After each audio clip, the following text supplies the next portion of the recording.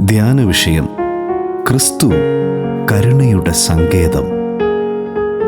അങ്ങനെ അവൻ ശബത്തിനെ ലംഘിച്ചതുകൊണ്ട് മാത്രമല്ല, ദൈവം സ്വന്തം പിതാവ് എന്ന് പറഞ്ഞ് തന്നെത്താൻ ദൈവത്തോട് സമമാക്കിയതുകൊണ്ടും യഹൂദന്മാർ അവനെ കൊല്ലുവാൻ അധികമായി ശ്രമിച്ചു പോന്നു.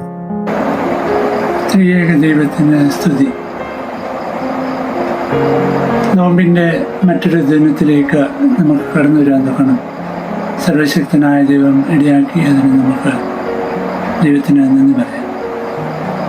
നമ്മളുടെ ഒരുമിച്ചുള്ള ധ്യാനത്തിനായി വിശുദ്ധ യോഹന്നാൻ്റെ സുവിശേഷം 5-ാം അധ്യായം 1 മുതൽ 18 വരെയുള്ള വാക്യങ്ങൾ. അതിലെ ഒരു വാക്യം ഞാൻ വായിച്ചുകൊള്ളട്ടെ.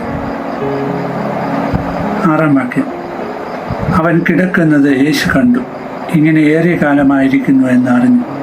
നിനക്ക് സൗഖ്യമാകുവാൻ മനസ്സുണ്ടോ എന്ന് അവനോട് ചോദിച്ചു.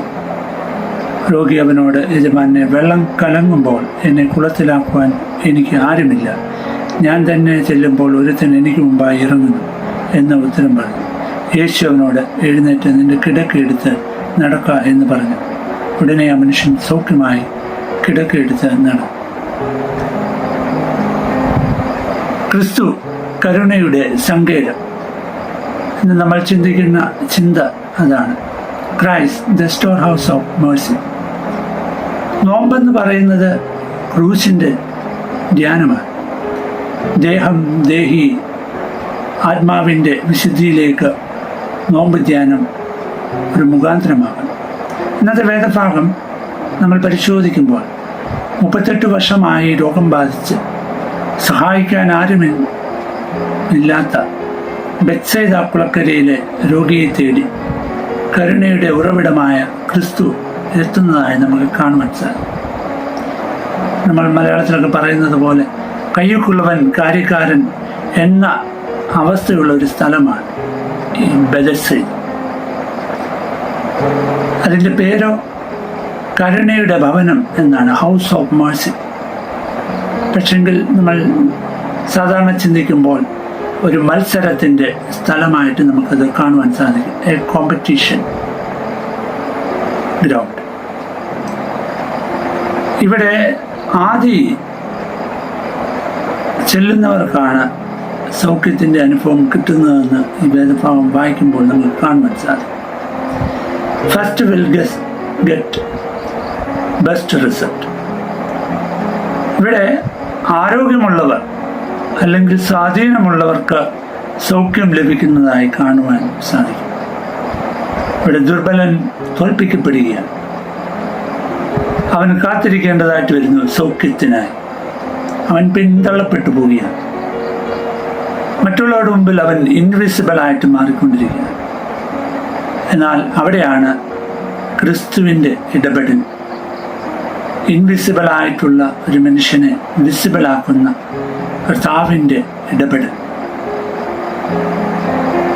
അതിൽ 2 ചിന്ത നമുക്ക് ചിന്തിക്കുവാൻ സാധിക്കും. ഒന്ന്, ക്രിസ്തു പിന്തള്ളപ്പെട്ടവരുടെ കാവലാണ്. ഇവിടെ ഈ മനുഷ്യനെ നമ്മൾ കാണുമ്പോൾ ഈ 5-ാം അധ്യായം അതിൻ്റെ 3-ാം വാക്യം തൊട്ട് വായിക്കുമ്പോൾ നമുക്ക് കാണുവാൻ സാധിക്കും. അതത് സമയത്ത് ഒരു ദൂതൻ കുളത്തിലിറങ്ങി വെള്ളം കലങ്ങിയ ശേഷം ആദ്യം ഇറങ്ങുന്നവൻ ഏത് വ്യാധി പിടിച്ചവനായിരുന്നാലും അവന് സൗഖ്യം വരും. 38 ആണ്ട് രോഗം പിടിച്ച് കിടന്നൊരു മനുഷ്യൻ അവിടെ ഉണ്ടായിരുന്നു. അവൻ കിടക്കുന്നത് യേശു കണ്ടു, ഇങ്ങനെ ഏറെ കാലമായിരിക്കുന്നുവെന്ന് അറിഞ്ഞു.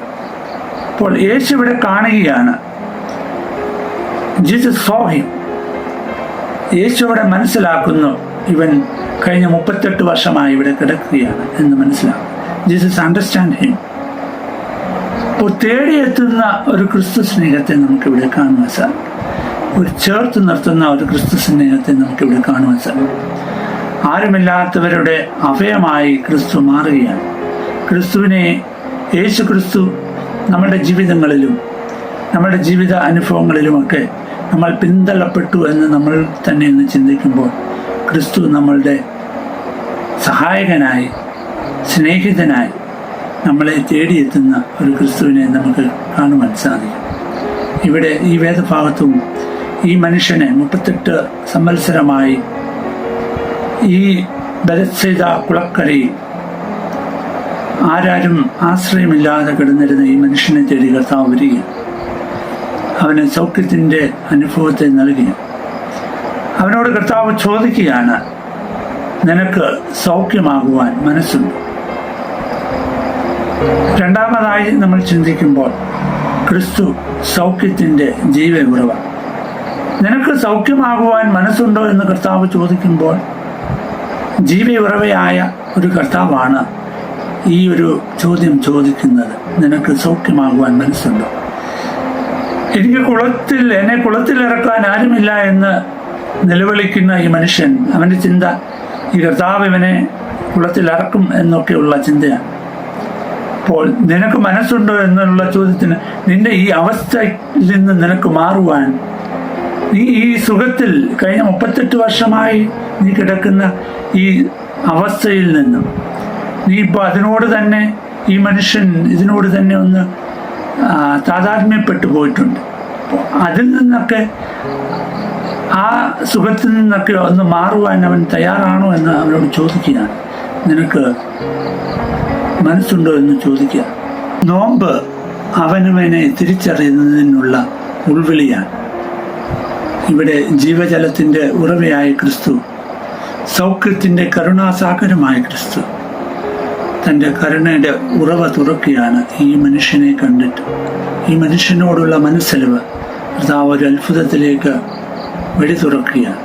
അവനോട് പറയുകയാണ്, എഴുന്നേറ്റ് നിന്റെ കിടക്ക എടുത്ത് നടക്ക എന്ന്. പൊരുത്തപ്പെട്ടു പോയ അവൻ്റെ അവസ്ഥകളിൽ നിന്നും അവൻ്റെ ചിന്തകളിൽ നിന്നും അവനൊന്ന് മാറി വരുവാൻ വേണ്ടി അവനൊരു സൗഖ്യത്തിൻ്റെ അനുഭവത്തിലേക്ക് അവനെ വിളിച്ച് എഴുന്നേൽപ്പിക്കുകയാണ്. സൃഷ്ടിയുടെ അപൂർണതയിൽ നിന്നും പൂർണ്ണതയിലേക്ക് കർത്താവ് അവനെ നയിക്കുകയാണ്. ശാബത്ത് അർത്ഥപൂർണമാകുന്നത് പൂർണ്ണതയിലാണ്. ക്രിസ്തു നമ്മുടെ ബദസ്തയാണ്, നിസ്സഹായതയിലെ ആശ്രയമായ കർത്താവ്, നമ്മുടെ ജീവിതങ്ങളിലെ ജീവിത തകർച്ചയിലെ അഭയമായ ഒരു കർത്താവ്. ലോകം സഹായിച്ചില്ലെങ്കിലും സ്നേഹമയനായ കർത്താവ് നമ്മളുടെ കൂടെ ഉണ്ടാവും, കരുണയായി, സഹായമായി. നോമ്പ് നമ്മൾ അനുഭവിച്ച കരുണയുടെ അനുഭവമാണ്. ക്രിസ്തുവിലൂടെ അപരൻ്റെ ജീവിതത്തിലേക്ക് നന്മയുടെ അനുഭവം പകരുവാൻ നമുക്കും സാധ്യമാണ്. ക്രിസ്തുവിൽ നിന്നും നമ്മൾ അനുഭവിച്ച സൗഖ്യത്തിൻ്റെ അനുഭവം മറ്റുള്ളവരിലേക്കും പകരപ്പെടുവാൻ നമുക്കും സാധ്യമായി തരുന്നു. അപരനിലേക്കുള്ള ദൂരം ക്രിസ്തുവിലേക്കുള്ള ദൂരമാണ്. ക്രൂശിതൻ്റെ പാത നമുക്കും പിന്തുടരാം.